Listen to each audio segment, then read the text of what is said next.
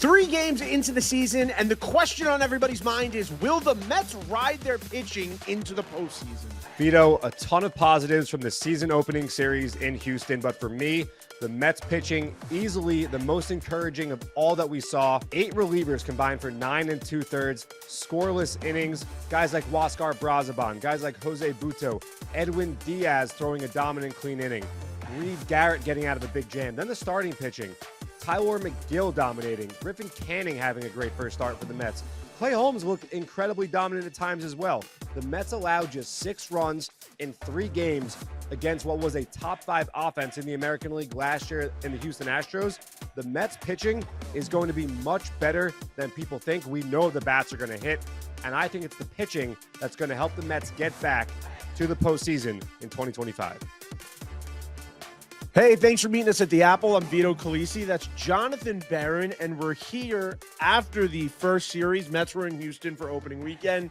And, John, I feel like we started off a lot of episodes in the first half last year saying not the results we would have wanted, but we got some positives for you. And the truth is, same introduction right now, because although the Mets might have went 1-2 in their first 3 games, I think there's a much bigger picture to look at, and I have a feeling you feel the same way. Of course I do. Good evening, good morning to the listeners. First series of the season down. Like you mentioned, the Mets dropped 2-3 in Houston. You got to tip your cap to the Houston Astros arms. The Mets got Framber Valdez in the season opener. Framber is one of my favorite pitchers to watch in baseball. I know John Smoltz was talking about him glowingly on the broadcast on Saturday night. Once Framber left the game after his 7 scoreless innings, the Mets loaded the bases in the 8th inning and the 9th inning. They go and they win a close game on Friday night, and then they lose a pitcher's duel on Saturday night where one of the best hitters in baseball, Yordan Alvarez, made the Mets pay, made Griffin Canning pay. But other than that, a very tight game. The Astros, they score 6 runs the entire series. The Mets score 5 runs the entire series. So what does that tell me? While everyone was talking about the Mets offense coming into the season, and it is a very good offense that is going to score a lot of runs, this Mets pitching unit, and I call it a unit because like we talked about in the season preview, I don't think this is going to be starting bullpen and you draw a line and then it's the relief core. I think it's the Mets arms as a whole, 1 through 12 or 1 through 13 on the roster, are going to be tasked with, getting through large chunks of outs in a game and really not having to find roles like you're used to seeing in a more orthodox way. And the Mets did that. So that's a big positive for me. We'll talk about it a bit more, but a really well-played series on both sides of things. 100%. And I think a really important thing to remember is it's obviously it's the first 3 games of a season. Last year, and I went on Twitter right after game 1, and I was just reading a lot of responses. And I will say, I think Mets fans this year, the consensus is we understand that it's a 162 game season. There's a lot of days between now and the end of September. But last season, this team started 0-5, looking much sloppier, and the losses were so much more brutal than what we saw this weekend. This weekend was good, hard-fought baseball where at both games, with the final batter up, the Mets were in a position to win.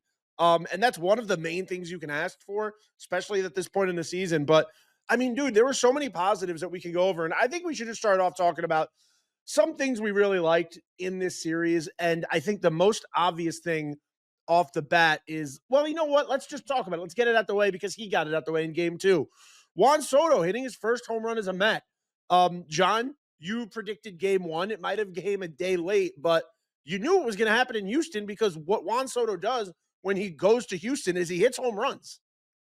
Yeah, I mean, I don't even want to talk about the home run. I want to talk about Juan Soto's series overall. He reached base in 7 of 13 plate appearances. And, you really saw watching him in that Mets uniform, that very crisp, clean-looking Mets uniform, by the way. They look great, the new revamped grays. But whenever he steps in the batter's box, a pitcher has to work hard. And Juan Soto's presence in the batter's box, it seems to make things easier for the guys hitting behind him.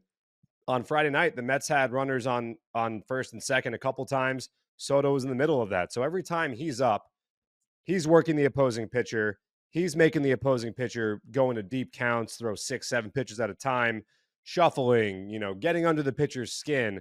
and really just, I think, making life easier for the guys that are in the on deck circle in the hole, so on and so forth. But Soto was what we expect him to be. He was on base more than half the time. That's why he is a guy with an on base percentage that hovers right around 400 in most seasons for him. He was the goods. And, on Saturday night, he had the load hit, plays a little pepper with the big wall there in left field, hits the home run. Great call by Wayne Randazzo, by the way, on Friday night. Appreciate him with his homage to Gary Cohen. And of course, look, the strikeout on Thursday to end the game, he works a 3-0 count. Josh Hader is really a two-pitch guy. He's going to challenge you with the high heat, or he's, especially to a lefty, he's going to break off that big, 10-4 slider that he features. And Juan Soto was tricked, I guess, for lack of a better way of putting it, by an all-star closer. But Juan Soto had a great series. We have nothing to worry about with Juan Soto. It's awesome to get to actually watch him in our uniform for the first time. And like Wayne said, 15 years of this. Yeah, man. I mean, we've said it all spring training. Every time Juan Soto goes up, it is an event. And some insight to the way you and I watched the first game was we were at the K corner for other Mets employees as part of a work watch party for the first game. And the first time Juan Soto did the Soto shuffle, which was in the ninth inning against Hader, the whole place, the moment, like watching that with everybody was sick, because the second he got down and did it, the entire bar erupted. It felt awesome. And then, it's crazy. It's really crazy every time he comes up to remember that. And all I think anytime I turn on a Mets game, the last 3 days when I've watched a Mets game, I've just thought to myself, I can't believe this is my team. Like, I can't believe this is the team I'm going to get to watch tonight. So yeah, Juan Soto, look, it's you knew what you're going to get with Juan Soto. And we tried to tell you what you were going to get with Jose Siri, and what a way to score the lone run on Saturday night, completely on his own, basically. Walks to first, gets his way all around the base paths home, and he put on a show, and that's the kind of baseball you're going to see from Jose Siri. Yeah, no, I mean, it was the true definition, Vito, of manufacturing a run. Like you mentioned, he draws a walk, which is impressive. For him hitting ninth, he's a very aggressive hitter. I don't think there's any denying that. That's not a secret.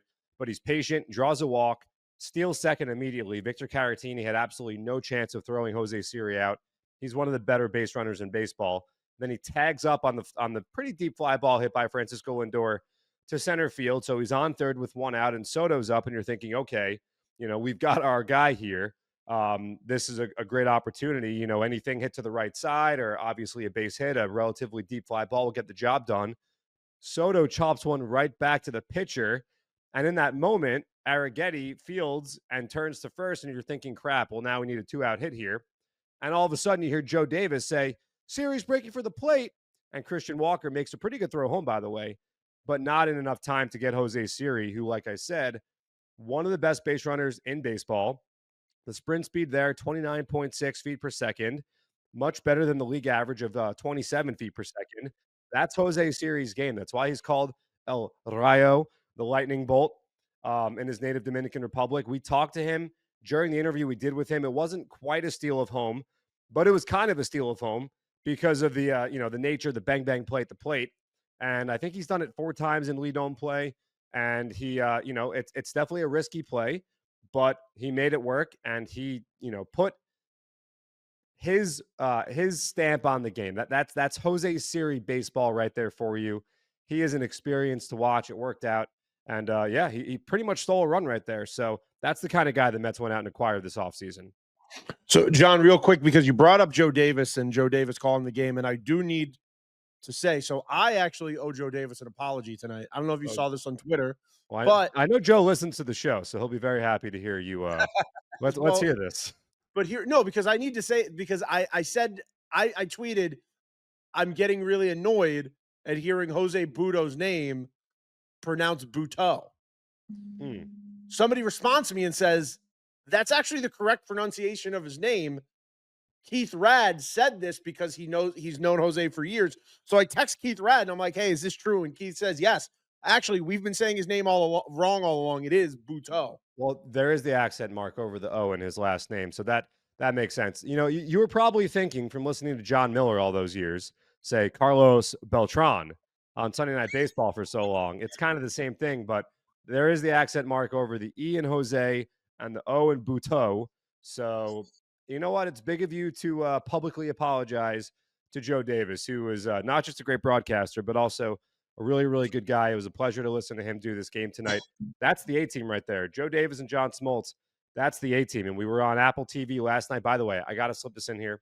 We're talking about national TV broadcasts, so probably the best time. The Apple graphics package is A1. So for many years, I thought it was clean anyway. A lot of people have problems with it. People like to complain. We know that. But they added some color to it. And that new score bug and the little tombstones that they're running out there, now they have the team color schemes.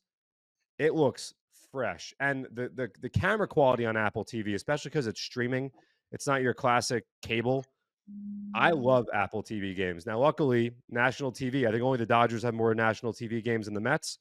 And I think that applies to Apple TV as well. So we'll have a lot of Mets on Apple TV. Love listening to Wayne Randazzo whenever we get the chance. Miss Wayne doing the Mets games. But I am pro Apple TV, and the enhanced graphics package only makes it better for me. So I just wanted to get that in there. Dude, I agree. My biggest complaint with Apple was always the overdoing, making it look like iOS and like really trying to hammer home their branding, which I get, it's fair. It's like your company, you want it to look like that. But adding the colors and making it a little more just like team friendly made a huge difference. And like you said, dude, like I don't know if everybody realizes this who watches a game, but like the way cable works is cable, even if it says it's streaming in 4K, it's not. It's usually 1080 upscale to 4K. Apple streaming it is legitimately in 4K. So that's why when you're watching that picture, it looks so much crisper. So whenever Apple has a game, it's always so much fun to watch. I'm a big Apple fan. I also miss the Peacock games because I did really enjoy the Peacock broadcast. I liked everything they did, but I know. Well, look, we're going to be talking about national broadcasts a lot this year, and another guy we're going to be talking about a lot this year, Tylor Megill. We spoke to him at spring training about just the strides he had made in this offseason and how many different pitches he throws. And all Twitter was talking about, it seems like the whole world is caught up to, not just Mets fans, the whole baseball world is caught up to every year Tylor Megill comes out here and he's added at least two pitches to his arsenal. Tylor Megill went out there game 2, and it was really reminiscent of his opening day from 2022, right? 22 was his opening day. Yeah, he started opening day in DC in 2022, and Tylor Megill picked up where he left off at the end of last season. You go back to his start in Chicago on the South Side, August 30th last season. Tylor Megill has a sub-3 ERA. He has given his team to win every single time he's gone out. I believe the Mets have now won each of the last 7 starts made by Tylor Megill, and the stuff grades out with the best in baseball. There's a guy on Twitter named Thomas Nastico who has his own website, his own Patreon. If you guys haven't checked it out, if you're not familiar, I definitely suggest you check it out. It's really interesting stuff. He's got great viz as well, great visualization data. So it's not just numbers on a spreadsheet, but you can visualize it as well. And he has a statistic called TJ Stuff Plus. And I don't know what goes into it entirely. It's a proprietary statistic. Thomas is a very, very smart guy, way smarter than me. I don't want to speak for Vito. Vito's a very smart guy. I don't know if you consider yourself smarter than Thomas, but Thomas is definitely smarter than me. But every night he puts out a chart, the best TJ Stuff Plus in the game that night. And on Friday night, Tylor Megill was 3rd. And Tylor Megill, whenever he takes the ball, is always amongst the tops of these charts. So Tylor Megill is the goods. And for Tylor Megill, I think it's, from the managerial perspective and from the Mets and, putting him in the best spot to succeed, it's okay. Are we going to let him face the lineup go 2 times through? Is it 3 times through? How far are we trying to push him before we're going to get into our bullpen? Because Tylor Megill was perfect first time through on Friday night, and we've seen that before. Tylor Megill is a stuff monster, and it showed through on Friday night. And no one should be surprised by this anymore. Like I said, this has now been a thing going back to late August last year. We've talked about how instrumental he was in the Mets making the playoffs last year. And even if the Mets didn't have some injuries in the starting rotation, I think that Tylor Megill has still earned a spot in this rotation because of how reliable and simply how dominant he can be. Yeah, dude. And we want to give a shout out to TJ Stats. That's Thomas Nessico's Twitter at TJ Stats. If you want to go follow him, if you're not already, his Patreon is linked in his bio. Like John said, it's just really good stuff. I'm a subscriber to his Patreon, and I'm not smart enough to You didn't tell understand. me that.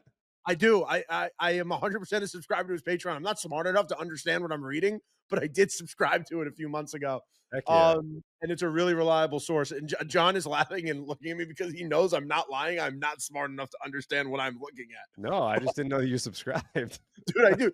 I'm a random kid, dude. I'm a Saber member. Like, Yeah, there's a lot. One day I walked into the office and there's Baseball America's handbook on my desk. Vito got a couple copies. But I want to dive a little deeper into Tylor Megill in his start. Like, he threw 5 different kinds of pitches, and that's not the maximum you're going to get from Tylor Megill. I think we've had games where he's thrown 6 different types of pitches. And he was really relying on his four-seam fastball, but it's the slider that was just doing work. Got a 45.5% chase rate, 55.6% whiff. Tylor Megill we've seen this early in the season, late in the season. Tylor Megill really excels. It's about those middle pieces. Can he keep it going across the marathon of a full year? But from what he told us at spring training of how much he really understands the different things he's throwing right now, I do think it's going to stick, and I really do think this is going to be Tylor Megill's true breakout year. Yeah, and then Griffin Canning on Saturday night follows that start up in the third game of the season, and he goes out there and throws a really good game as well. Now I know there's going to be a lot of not Monday morning, but Sunday morning quarterbacking or Sunday morning water cooler coach talk. Should Carlos Mendoza have gone and got Griffin Canning instead of letting him face Yordan Alvarez for a third time? And obviously hindsight is 2020. I think a lot of people in the moment were thinking it might not be a great idea. You have Jose Buto and his changeup, which is very, very effective against lefties. Go get him now. We know that Carlos Mendoza trusts his guys, and this is obviously the first regular season start Griffin Canning had made for Carlos Mendoza. And Canning, I think, earned the right to face Alvarez in that situation, and he had him in a 2-strike count, and he left the pitch up, and Alvarez got him. Prior to that point, the Mets had contained Alvarez all series long. Yordan Alvarez is one of the 5 best hitters in baseball. He's had some injury issues. He's had a tough time staying on the field. It's kind of hurt his counting stats, but make no mistake, this is one of the 5 best hitters in Major League Baseball. When he is totally healthy, this guy is putting up stats like Barry Bonds would put up in one of his best seasons. So the Mets did a really good job with Yordan Alvarez, and Canning did a good job with Alvarez on Saturday night as well. Obviously, that doesn't work out, but here's the thing. When your team gets one hit, the margin for managerial mistakes is razor thin, and I'm not even calling it a mistake. Did it work out? No. But, Carlos Mendoza rolled the dice with a guy that was pitching really well. So, but that notwithstanding, Griffin Canning had a great night. He cruised.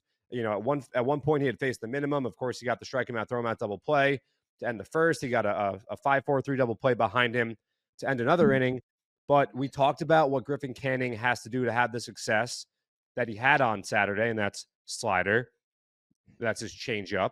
That's his sinker against righties and his cutter against lefties, and not forcing the four-seam fastball, which is a pitch that got him in trouble in Anaheim last year. And that's exactly what he did. And once again, it's the Mets taking a guy, seeing the weapons, the tools that make a guy have the most success, and encouraging them to utilize those tools as much as possible until the opponent proves that they can beat him having used those tools. So it was a really encouraging start for Griffin Canning. The stuff looked great.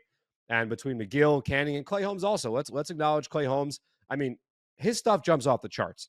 Jose Altuve, when Clay Holmes struck out Jose Altuve, the first batter he faced as a Met, Altuve swung at a pitch in the left-handed batter's box. That's how nasty that slider was. And we didn't really see much kick change on Thursday from Clay Holmes. So not sure if that was just a game plan, anything against the Astros or what that was all about. But, Clay Holmes had, he struggled with his command a bit. I think we can all acknowledge that. But that's a really good 1, 2, 3. And we're going to see David Peterson on Monday in Miami. We're going to see Kodai Senga on Tuesday in Miami. So, this is a good rotation. We'll talk about it more. But Griffin Canning, a really, really encouraging first start as a Met. Yeah, man, Griffin Canning was impressive to watch, especially watching a guy have to work himself out of some jams. Really, I feel like early in the season, watching a guy get tested like that, is a really good sign for what's to come. Relied on his slider for over half the time, which was cool to watch. And he was getting tons of chases, a lot of whiff on that. For over 40% chase rate, over almost a 45% flat rate whiff rate. And then like the four seam and the changeup, he was throwing at pretty much the same rate, which like it's strategy, it's game plan, because if you're using those equal, you're gonna fool guys a lot on that four seamer to the changeup. So Griffin Canning, just a great debut for a guy in a Mets jersey. And it's just a really good sign of what's to come from this rotation, dude. And you brought up Clay Holmes. I really think that Clay Holmes start is going to get a lot more criticism than it deserves. Look, yes, 4-2, 3 runs. Mets lose that game. It's not what you want out of the guy who's going out there in the first game of the year. But the truth is, it's going to be an adjustment period to Clay Holmes becoming an everyday starter. And he didn't, there were a lot of miscues in that game that probably pile up. You might not win that game, whether those happen or not, but you can't forget that those things happen. So I'm just saying the Clay Holmes experiment has just begun, and the Clay Holmes experiment has an incredibly high ceiling and a very high floor. So I really think Clay Holmes is going to be fine by his next start. Yeah, I mean, there wasn't a whole lot of hard contact against Clay Holmes at all. So I do want to go back to Griffin Canning, though. You talked about the whiff rates on Saturday. I cannot take credit for this. I got to shout out my buddy Scott Flitter. This is his baby. Scott is a very creative man. Whiffin Canning. Okay, I like Whiffin Canning. You know what I was gonna Whiffin Canning. So I was gonna tweet this the second he came out of the game, but it obviously got tense at that point. I didn't think it was a good time, but I was gonna tweet 2 points for Gryffindor. Gryffindor is good. That's pretty good too. So I mean, there's a lot of fun to be had. But Whiffin Canning is money though. Oh yeah, that's going to be on the scoreboard at Citi Field pretty soon. Probably first homestand. Which is funny because I think it was Joe Davis, like right before he got his first strikeout of the game, saying like Griffin Canning's not a guy that's going to get many strikeouts. Said he had one of the lowest strikeout rates in the league last year. I mean, that was the case last year, and you saw Fox also faunted him that he allowed the second most home runs in baseball last year. But Griffin Canning also ate a lot of innings last year, and obviously the more innings you throw, Aaron Nola is a guy that gives up a ton of home runs too, and he's an all-star caliber pitcher. But I know Joe Davis also talked about the Shaw Manayas and the Luis Severinos of the world, guys that came to the Mets, having had some success at points in their career, maybe not in the immediate point before joining the Mets. And then when the Mets get their hands on these guys, especially this regime, getting the best out of them. And a great first impression for Griffin Canning. Another guy I want to talk about in this series is Pete Alonso. And Pete Alonso didn't, hit any home runs. He put one to the warning track in the first inning on Saturday. He drove one to center field, I think, on Friday night also. By the way, I miss Tal's Hill. I miss Tal's Hill a lot.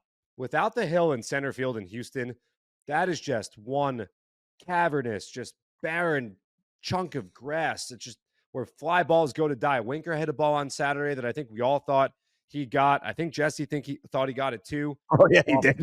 He kind of posed for a second, then he realized that I think it was Chas McCormick on Saturday for Houston in center field that he was going to have room to reel it in. But I mean, man, oh man. And the one ball that does get out on Saturday is Jeremy Pena's line drive. That's a home run in 6 of 30 parks, according to StatCast. So that was kind of annoying as well. But yeah, man, I mean, I really miss the hill. It added some flavor to that. Now it's just like, it says only 409 on the wall out there. It feels like it's 420 to straightaway center in Houston. But anyway.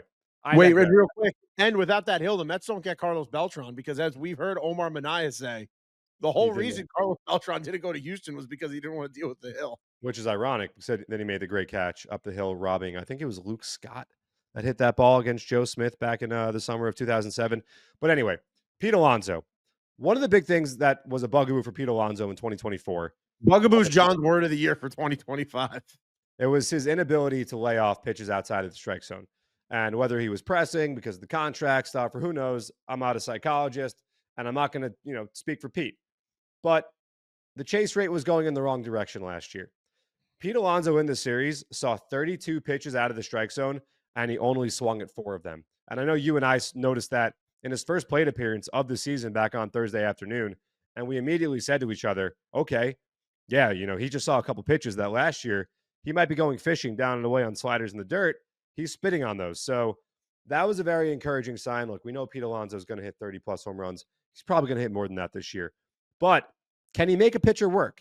Can he not make it easier on an opposing pitcher? If he can do those things, he's going to put himself in an even better position for success. And so far, so good for Pete Alonso, who really, really, showed off good plate discipline in this 3-game set in Houston. So wanted to shout that out. Also, I want to mention that getting to finally watch Mark Vientos and Brett Baty stand on a diamond together and both turning double plays together. Dude, that's what we've been waiting for. That's what we've been wanting to see. And both of those guys just had heat off the bat today. It's like we saw last year. Sometimes you hit something over 105 off the bat and it just falls into somebody's glove at the worst possible time. And we saw that where Mark Vientos' second highest exit velocity of the game tonight was that final out. And it just reminded me so much of last year, or earlier in the year. And I'm giving Jon credit here because Jon said this to David Stearns. He said this to Mark Vientos in our interviews with them before that turnaround, saying it's all going to turn around if you look at the way the law of averages work. These balls are going to fall at some point. These runners in scoring position aren't going to be stranded at this rate. It's not a reality. Yeah, I mean, on Saturday, the Mets had 7 batted balls with an exit velo of 100 plus miles an hour that turned into outs. So that number one right there, that obviously is not going to sustain in the negative way for the Mets. Eventually, they keep putting balls in play at 100 plus. They will be just fine. Number 2, the Mets went 2 for 21 with runners in scoring position in this series. I mentioned on Thursday, Framber Valdez shut them down through 7 innings. But guess what? That's what Framber Valdez does to everyone that he faces. Framber Valdez, by the way, free agent after the season. We'll see where the Astros wind up. We'll see where they're at the trade deadline. Could be talking a little bit Framber Valdez in maybe June. Who knows? But once he left the game, the Mets put base runners on immediately. They loaded the bases in the 8th inning. They loaded the bases in the 9th inning. On Friday night, the Mets stranded runners. I mean, the Mets had first and second no out a couple times in that game. Did not cash in. That was frustrating. The only 2 hits the Mets had with runners in scoring position in this series came in back-to-back plate appearances. It was Vientos' double that scored Brandon Nimmo, and then Jesse Winker came up to the plate right after Vientos and drove him in with a single up the middle. That was it. The Mets were 0 for 19 the rest of the series. I think it was when the Mets actually went to Anaheim last year and Griffin Canning shut them down that Sunday game in August, early August, where you and I talked about the luck that the Mets were having with RISP. And they were sending guy after guy to the plate with runners in scoring position. And for, 4 or 5 games, just could not come up with a big hit. The sky was falling, as it does in Mets land. We understand how it is. And we said, guys, this is going to even out. And I think Fox showed this graphic tonight. The Mets wound up, I think, 9th overall last year in batting average as a team with runners in scoring position. So people want to point to, oh, they went 2 for 21 with RISP. That's bad. Glass Half Full podcast says you have 21 at-bats over a 3-game series with RISP. That's not that bad. And that obviously comes with the Mets having just 1 hit on Saturday, which we know the Mets are not going to be 1 hit routinely. That's not what's going to be happening here. If you guys think Francisco Lindor is never getting a hit, then I don't know. We can't help you, but that's not reality. If you guys think that Mark Vientos is going to struggle the whole year, that's not reality. This is a really good lineup. What should excite everybody is how well the pitching performed in this series, because the pitching was what everyone's a little uneasy about going into the year with the injuries to Minaya and Montas and a guy like Clay Holmes anchoring the rotation, making the transition, which we talked about, and a guy like Griffin Canning being in the 3 spot of the rotation. But I'm very excited to see David Peterson in Miami on Monday. Very excited to see Kodai Senga, where he made his major league debut, I believe, a couple years ago for the Mets on Tuesday. And then we're going to see Clay Holmes again Wednesday before the team comes back to open the season at Citi Field on Friday. So there's one more thing that we're really excited about, and I think it's the biggest part here of what we saw this weekend, and that is the Mets bullpen, Vito, which combined for 9 2/3 scoreless innings of work in Houston. A great job all around. On Friday night, 4 hitless innings in relief of Tylor Megill. Reed Garrett got out of a jam. AJ Minter pitched a clean inning. Edwin Diaz looked incredible. On Thursday, Huascar Brazaban came in after Clay Holmes. He dominated. On Saturday night, we saw Max Kranick get out of a jam. And Daniel Nunez isn't even here right now, Vito. So this bullpen is very, very versatile. There's different pieces that Carlos Mendoza can deploy in different ways. Vito, I think this is one of, if not the best bullpens in Major League Baseball. Dude, I was so happy to watch this bullpen just pitch shutdown baseball for the entire weekend. And I'm going to save my friend the embarrassment. I'm not going to say who it was. Somebody that wasn't paying attention fully in spring training. When Max Kranick comes out, I get a text that says, they must have only heard what Joe Davis said on the broadcast and said, my friend texts me and goes, we got guys pitching right now who haven't been in a major league game in 3 years. What's going on? And I texted back and I said, wait, like, have you not been paying attention? Like, do you not know what's like happening right now? Do you not know about the dudes that he's been mowing down? Have you not been? I wanted to be like, have you not been listening to the podcast? Because we've talked about this. But all spring training, Max Kranick was probably the most talked about piece in our bullpen. I think he was where most of the conversation went for Mets fans. Came in so far what was the biggest spot of the year so far. And it's easy to say that when it's 3 games in, but came in an incredibly high pressure situation. And what's he do? He gets the boys out of it, makes it look easy. So this Not Max just makes it look easy. He got Jordan Alvarez to pop out, and he got Christian Walker to ground out. The 2 best hitters in the Astros lineup, 2 of the best hitters. I don't want to discount Jose Altuve, but he wasn't exactly facing 8 and 9 in the lineup when he came into a base-loaded spot. Yeah, but I'm saying, like, he comes in that situation, and usually you're just like, look, we're battered animals sometimes as Mets fans. You're always expecting the shoe to drop. You're always expecting the worst thing to happen. And like, this is one of those games where you might not win the game, but watching the pieces that are at play right now are so important to be paying attention to, because Max Kranick was just like, he was just lights out. And that's what you want from a guy in that situation. It was crazy. Yeah, the Mets used 8 different relievers during this 3-game series against Houston. Huascar Brazoban throws 2 1/3 scoreless. Jose Butto 1 2/3 scoreless. AJ Minter on Friday night getting through that inning clean. 1 inning scoreless. Ryan Stanek, who I am really excited about. Ryan Stanek. He was a guy that struggled in Seattle, and when he came over here, he told us, we talked to him last year after the trade. We talked to him in spring training, and he said he kind of got away from his stuff in Seattle, from what made him him. And he felt like there was just something mechanically that was not right. He came to the Mets. The Mets said, hey, you are who you are. You know how you've gotten to this point. You've been a dominant pitcher in this sport at this level for a very long time. Do what makes you great. Let's refine those mechanics. Let's work this out. And he told us the Mets helped him get back to being the dominant version of himself. Edwin Diaz, we mentioned him a few minutes ago, a dominating 9th inning for his first save of the season, touching 98, absolute filthy slider. Reed Garrett, we talked about him, his Houdini act, getting Tylor Megill through, or, preserving Tylor Megill's lead. I know Tylor said that he told Reed Garrett he's going to pick up the next tab. Some good camaraderie there. And then you have Danny Young and Max Kranick also contributing some scoreless baseball. So this is a deep bullpen. The Mets have 2 lefties. I think that Carlos Mendoza trusts both of those lefties in AJ Minter and Danny Young to face righties as well. Danny Young was lights out for the Mets last year. A very, very overlooked piece in this bullpen. Like I said, Stanek, dominant. We know the gas he throws.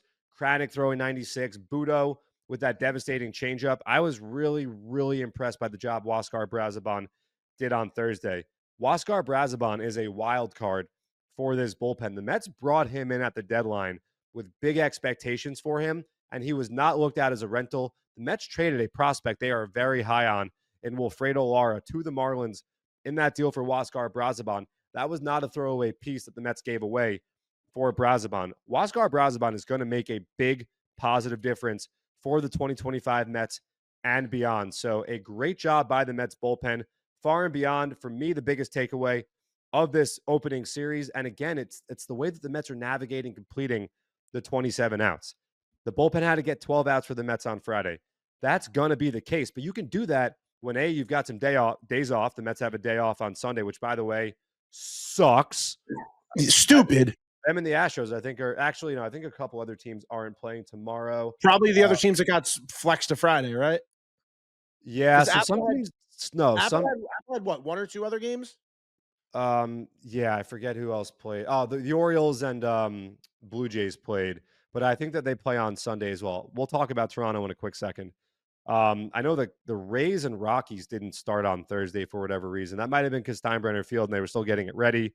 You're right. Um, You're right. The Rays started a day late. yeah, they started a day late. I don't know if that was scheduled or because the stadium situation, but I mean, not playing on like when do you ever not play on Sunday? It's like sometimes you don't play on Friday. I guess you have a random 2-game weekend series or you're traveling to play. I think the Mets did that when they went to London. They didn't Yeah. play on Friday last year. They just played Saturday, Sunday in London against the Phillies. But I mean, plenty of baseball. I was watching the big inning today on MLB TV. If you guys don't have MLB TV, it's also on MLB networks on Saturday and Sunday afternoons. They give you a quad box of all the action going on. It's pretty much red zone. It's awesome. So I was watching Giants, Reds. I was watching Guardians, Royals. I mean, I'm not going to sit here and name all the games I was watching. You guys don't want to hear that, but I mean, it's incredible.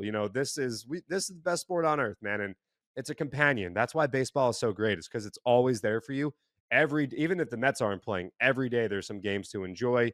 You do a little scouting. I was watching the Marlins and the Pirates. The Marlins with 2 walk-off wins through their first 3 games of the season. The Mets head to Miami next. So a team that a lot of people thought might struggle to get to 40 wins, a la the 2024 Chicago White Sox, already with a couple wins. Otto Lopez off to a big start. Griffin Canning, one day before the Marlins enshrine his dad into the Team Hall of Fame, robs a home run, and they earn a second walk-off win. So unfortunately, the Mets are going to see Sandy Alcantara when they go to Miami. So that'll be tough. But all in all, Vito, a really, really an interesting first series, I think. I think that I might have told you this. I thought that this was finally it for the Astros. I thought that they had finally lost too much from that core that goes back to really 2015, the first time they made the playoffs in this really impressive sustained run. But you know what? They've got a really good bullpen too, and they've still got a lot of thump in the middle of that batting order. And perhaps the Astros are going to win the AL West again. It's not a great division, so we'll see. But a lot of positives to take away. And here's I think a little bit of wisdom for Mets fans. And I said this to you before we started. If the Mets can go to Miami and take care of business, and by taking care of business, I'm not going to be greedy. I'm asking for 2 of 3. That's all I'm asking for. We're going to see Sandy. We're going to see Cal Quantrill in the first game, Sandy Tuesday, and I think Connor Gillespie on Wednesday. If we could take 2 of 3, the Mets come home to host the Blue Jays Friday.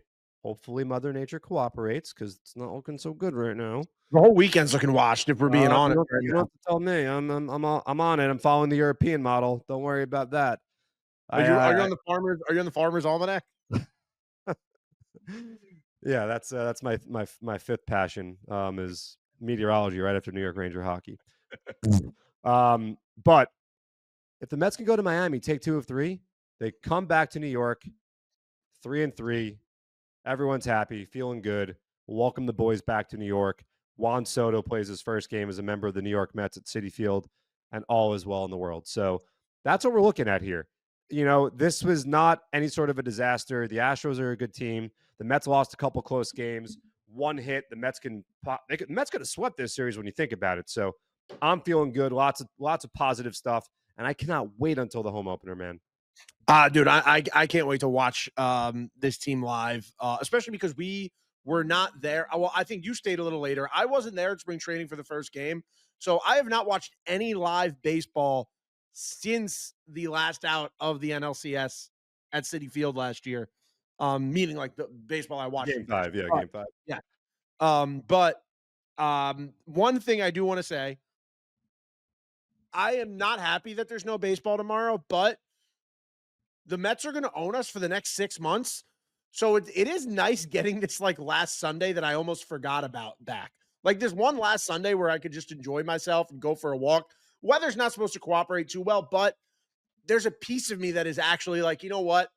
Sucks there's no game tomorrow, but I do like that. Like I have a free day. So I'm looking forward to that. Before we move on to just some tidying up we wanted to do and talk about some other things before we wrap this one up, I do want to just mention one more player, and this is one more that can help us down the stretch.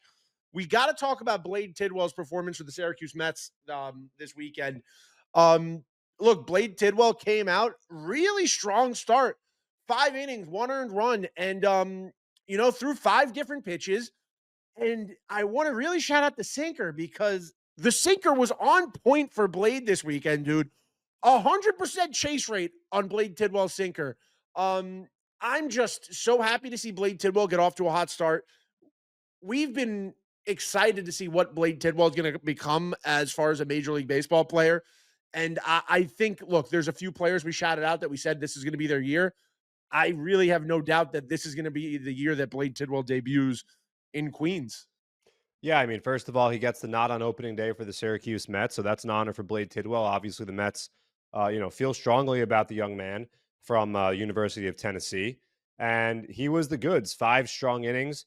The name of the game for Blade is throwing strikes, and in AAA, we've heard from so many guys that have experienced pitching with the ABS system, which I missed, by the way, after enjoying it for spring training, and then the regular season starts, and it's not in the major leagues, and while it will be eventually, I think that there's I don't want to get myself in trouble, but sometimes some guys could use it. Sometimes some guys behind the plate are fighting it. I think we can all agree on that. And I'll leave it right there. But when you're pitching with the ABS system, some guys really try to be exceptionally fine, and you could find yourself getting in trouble by, leaving pitches out over the plate that mature hitters are going to make you pay for, or, trying to paint and dot corners and continuously missing and trying to be a little bit too fine. And then you find yourself issuing free passes and then you get yourself in trouble. Blade Tidwell has great stuff. He has FU kind of stuff. And we saw that when he threw an immaculate inning, not just an immaculate inning, but an immaculate inning in spring training against 3 major league hitters, which was the most impressive part of it, against a pretty good Tampa Bay Rays lineup. And he has this great first outing. So, I told you this in the season preview, and I meant it. I am just as excited for what's going on in the minor leagues as I am for what's going on in the major leagues, because I think that there really is going to be that emergence and that arrival of a lot of the talent, a lot of the guys we've been now watching and following for a couple years, going back to us starting the Future of Flushing podcast. And I think that a lot of the effort and the investment that Steve Cohen has put into the player development system, and he talked about that the very first time he spoke to the media at his press conference in 2020. He said, you cannot win in this league by only acquiring talent via free agency and trades and things like that. You need to build from the ground up. The Dodgers have not won by paying everyone top dollar as a free agent. The Dodgers have really, really bolstered what they're doing from the ground up, and that's finally starting to arrive, I think, for the Mets, and Blade Tidwell can be one of those parts. The Syracuse Mets were rained out on Saturday. It was supposed to be Justin Hageman, another guy that can make an impact for the Mets here this season. On Sunday, we don't have Met baseball, but we do have Syracuse Met baseball, and it's going to be Brandon Sproat making his 2025 debut. And you heard what David Stern said when he was in the booth with Gary Cohen and Daniel Murphy at the end of spring training. There's no timeline on Brandon Sproat's arrival in Queens. It's up to Brandon. And by that, David Stearns meant if he can dominate in AAA, then there's a reason to believe that he could dominate in the major leagues. So I'll be tuning into that one. I encourage anyone, if you don't want to watch, just check the box score, follow along. There's a couple great Twitter accounts. You can follow the Syracuse Mets on Twitter. Follow me and Vito, Ernest Dove, many other people that follow the minor leagues and cover the minor leagues that do a great job on Mets Twitter. But a big day for Brandon Sproat as he gets his 2025 season going. Another guy that hopefully at some point in the near future can be making an impact for the New York Mets. And I think every minor league baseball game is free this year, streaming on Bally Sports Live.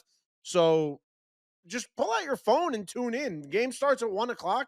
Just check out the Future of Flushing. That's why we named our old podcast that. But look, we have to start wrapping this episode up, but there's a few things we want to talk about before we get out of there. One thing, I want to give a big shout out to Mets Junior 69, our friend who's given us cool pins, given us cool hats, and has a really insane movement where follow him on Instagram at Mets Junior 69. He stands under the scoreboard. You meet him there, and he's just going to give you stuff because it's just about community. And I'm giving him a shout out right now because he dropped a shirt collaboration with the 7 line. I bought this myself on the 7 line. It's a Juan Soto home run apple shirt that he designed. Darren and the 7 line are selling it on his behalf. So support the movement. Help those pins keep moving in and go buy this shirt because Juan Soto's here and you got to rep him. Hey, I saw he was actually in Houston, I believe, as was the Yes. 7 line. And that was one thing I wanted to mention also. Juan Soto told this to Heidi Watney in his post-game interview on Friday night on the field when she said, "What surprised you the most about, your early days as a Met?" And Juan Soto shouted out the Mets fans and all the Mets fans that were out there in Houston for this big opening series. And I second that. We were not in Houston. It didn't work out scheduling wise, but wow, that place was chock full of Mets fans. Very impressive. I mean, we know that Mets fans are all over the place. This is a massive, loud, incredible fan base. But the traveling that Mets fans did, I know a couple guys, James and Joe, shout out you two for hopping on a plane, going to the first 2 games of this 3-game series out there in J-Mac Houston. drove down.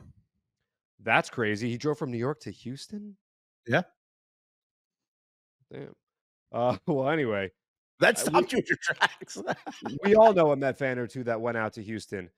Mets fans are the best, and this is just another example of that. So, credit to all you guys that made the trip. If you're from the Houston area and it worked out, that's awesome too. But it makes me feel that much more excited about what's to come on Friday and Saturday and Sunday as well. It's going to be a huge weekend against the Blue Jays at Citi Field, and the team does finally come home. I'm sure there will be tons of Mets fans down in Miami, as there always are. But just shout out to all the Mets fans that made their voices heard. It matters to the guys. We talked about this with a ton of guys last year. I remember Jose Quintana, Vito, told us about how important it is for the fans to be present and loud, and how much of an impact it makes in the dugout and on the field for these guys. And I'm sure the Mets going to Houston, starting on the road, pretty far from home, and having the support that they felt from the Mets fans, it makes a whale of an impact. So shout out Mets fans for doing that.